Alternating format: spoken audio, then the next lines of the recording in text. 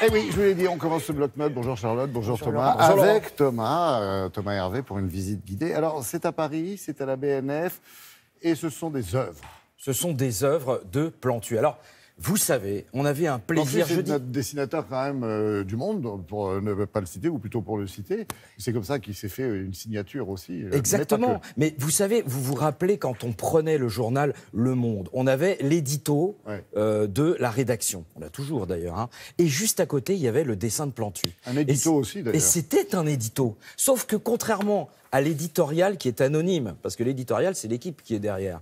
C'est toute l'équipe du Monde qui écrit. Bon, souvent, c'est signé quand même. C'est signé. Bon. Et bien là, vous aviez un éditorial dessiné, mais signé. C'est-à-dire que c'était à chaque fois Plantu qui exprimait son sentiment sur l'actualité du jour. Vous aviez la même chose avec Feu Jacques Faisan et Le Figaro, ou Willem et Libération. Il y a comme ça des titres qui ont des journalistes, des dessinateurs de presse, vous voyez le lapsus, des dessinateurs de presse. C'est un journaliste. C'est un journaliste, c'est-à-dire il a la carte de presse. Sûr. Et en fait, ils arrivent, c'est ça qui est leur magie, avec juste un seul dessin à donner le sentiment sur l'actualité du jour, sur le fait du jour. Et c'est ça qui a contribué à la connaissance de Plantu. Alors, ce qui est intéressant dans cette visite guidée, c'est qu'évidemment, on revient sur tous les dessins les plus historiques de Plantu, mais on va aussi s'intéresser au personnage de Plantu et à son engagement. Et il vaut le détour.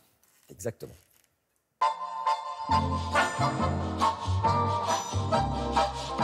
On attaque tout de suite par le portrait de Plantu. Bah oui, parce que Plantu représente les autres, mais lui, à quoi ressemble-t-il? Eh bien, dans cette expo, vous avez des vidéos, vous avez des portraits, des photos, et surtout, vous avez la caricature de Plantu par Plantu. Et là, on peut dire qu'il ne s'est pas loupé. Mais celle-là, elle n'est pas parue dans la presse. En revanche, celle qui est sortie, c'est l'autoportrait de Plantu. Alors là, il s'est sagouiné, mais volontairement. Et du coup, évidemment, tous les hommes politiques disent d'une seule voix, pour une fois que c'est ressemblant. Oui, parce que la caricature, on la préfère toujours chez les autres. Ok. Alors justement, les hommes politiques, que disent-ils des caricatures de Plantu? Eh bien, parfois ça râle. Par exemple, Jacques Fauvet, le directeur du Monde, disait à Plantu « Tu ne peux pas affubler François Mitterrand, président de la République, d'une verrue. » Plantu, si, il disait « Si, non seulement je peux, mais en plus, quand il a fait des petites sculptures, parce que Plantu fait des sculptures, il a gardé la verrue. » Et puis vous avez les mouches. Les mouches, normalement, pour Plantu, c'était l'apanage du FN. Mais de temps en temps, il aimait bien en faire voltiger une autour de Nicolas Sarkozy. Et ça, il aimait pas Nicolas Sarkozy.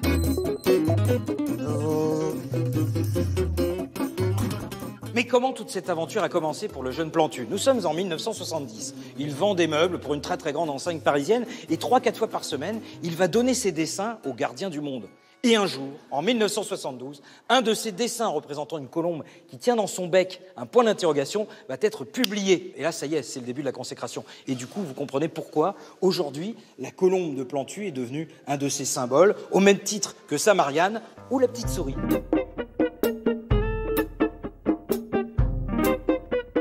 La fameuse petite souris de Plantu. Elle est toujours dans un petit coin planqué. Alors, cette petite souris, elle est née en 1974. Il y a 2 dessinateurs qui se sont fait virer du Monde. Et pour demander leur réintégration, Plantu envoyait des lettres avec toujours une petite souris. Parce que la petite souris, ça ennuie. On dit, oh, on a envie de s'en débarrasser. Puis à la fois, elle est là, c'est un peu comme une conscience et tout ça. Et du coup, la petite souris, elle est restée. Et d'ailleurs, si vous regardez bien dans cette exposition, vous la trouverez, la petite souris.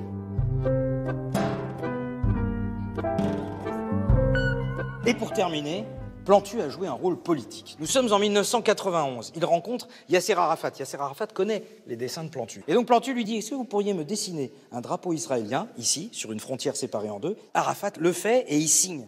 Et l'année d'après, il va voir Shimon Peres et il lui dit « Bon bah voilà, Yasser Arafat a signé en dessinant votre drapeau. Est-ce que vous voulez bien dessiner le drapeau palestinien et signer ?» Shimon Peres accepte. Et vous avez pour la première fois sur un document la signature des 2 leaders avec les 2 drapeaux. Et ça, c'était bien avant les accords d'Oslo. Comme quoi, parfois, un dessin vaut mieux qu'un long discours.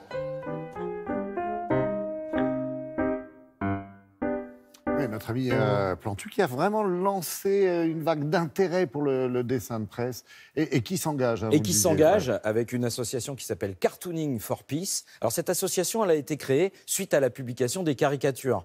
Et avec cette association, donc, qui engage vraiment un nombre de dessinateurs important, l'ONU, qui est une association très sérieuse, tout à coup, les dessinateurs, qui sont des rigolos, je le rappelle, les dessinateurs de presse, les caricaturistes, sont des rigolos. Les rigolos se sont mis à s'engager pour la paix dans le monde. Et ça fait du bien de temps en temps de voir que, bon voilà, il n'y a pas que les diplomates, il n'y a pas que les militaires, il n'y a pas que les politiciens, il y a aussi parfois aussi les caricaturistes qui peuvent œuvrer pour la paix dans le monde. La force de la dérision aussi, très souvent avec des silhouettes très connues. Donc c'est 50 ans de dessin de presse, c'est à la Bibliothèque nationale de France. Donc c'est quai Mauriac dans le 13e. Attention, il y a 2 sites de la BNF. Il y a le site historique et il y a le site dans le 13e. C'est le site dans le 13e arrondissement de Paris. Exactement. Je rappelle, et c'est jusqu'au 3 juin. Exactement. Merci Thomas.